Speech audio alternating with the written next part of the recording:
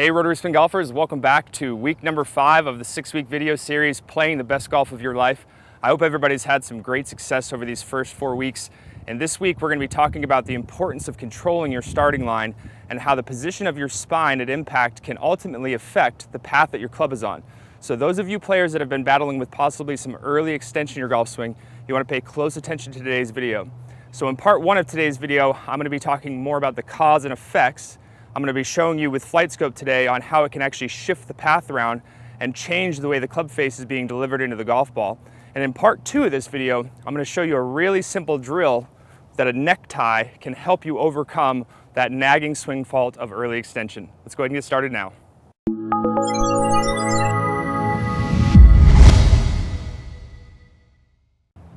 Okay guys, so in part 1 of this video, like I said, we want to talk about the cause and effect relationship of what it means to have a plane shift or not being able to control your starting line. And let's talk about why it's important to be able to control your starting line and what that actually means.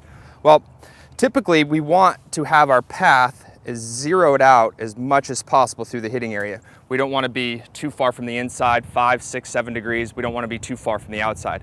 We want to be as close to being zeroed out as possible.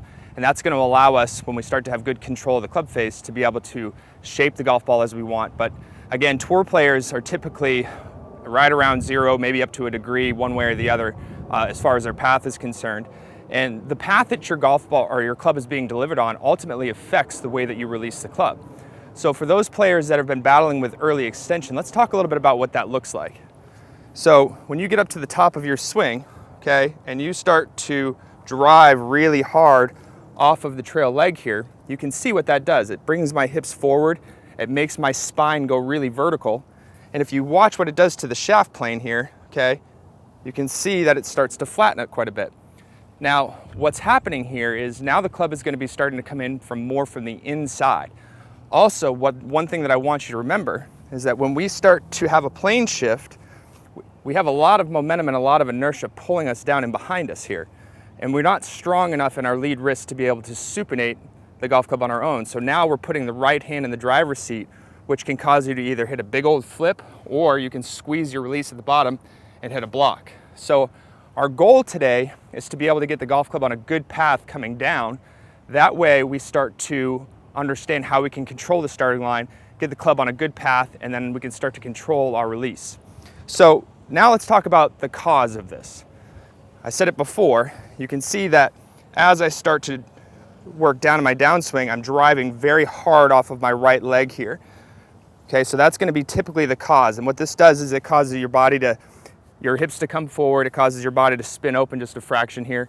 And in turn, now you're starting to have to shift your plane around. And then in turn, you're going to have the effect of having a much more in-to-out path than you want, making it very hard for you to zero things out, and then you're having to save things with your hands. So now we understand the cause and effect relationship to this. Also, I want you to note that the position of your spine from a face-on perspective, okay, you don't want to have too much secondary axis tilt down in the hitting area. That's, again, going to shallow the plane. And for those of you players that are typically over the top, you're going to notice that your spine would be much more vertical. So I'm going to go ahead and hit a shot here with Flight Scope, being able to track the data. I'm going to show you guys the effects of this. And what I'm going to be trying to do here is I'm going to try to drive hard off my right leg, and we're going to see how far into out we are.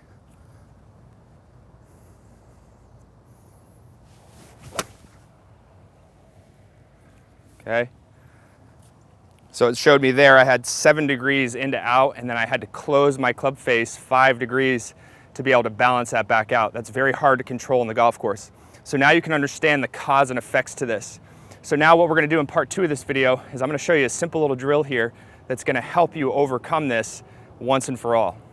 Okay guys, so here we are with a drill for this week that we're going to be focusing in on how to alleviate some of that early extension that you might be battling with in your golf swing.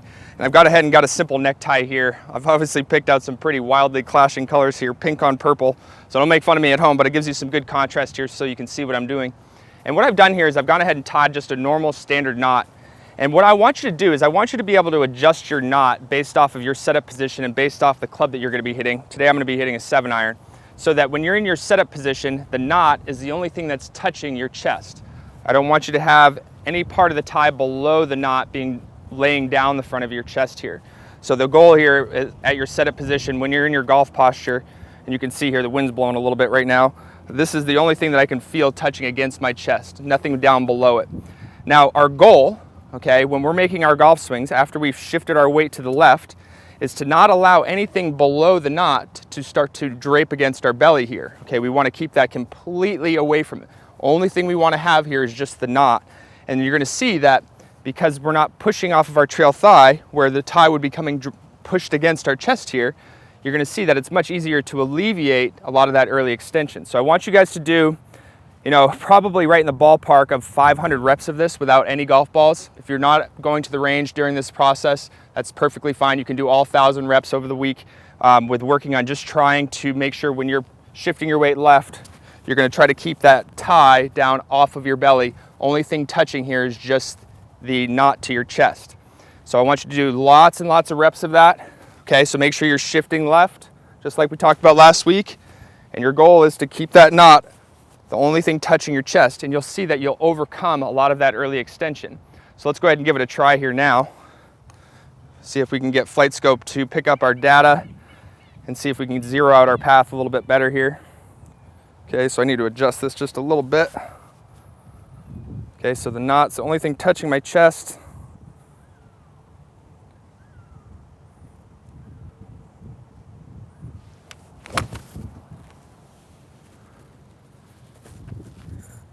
Okay, let's see how we did there.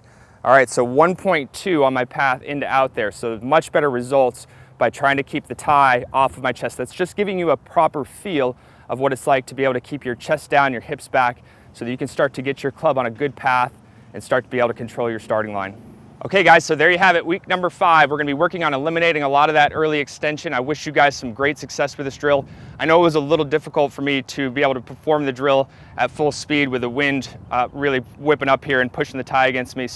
But it might be better for you guys to do it in a closed environment. That way you get the correct sensation on how it's like to keep your hips back, keep your chest more over the golf ball, and you'll see that your club's gonna be on a much better path.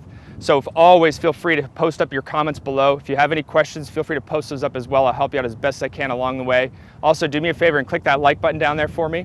I also want to let you guys know we have a great premium video on the website called The Roll of the Right Foot in the Downswing.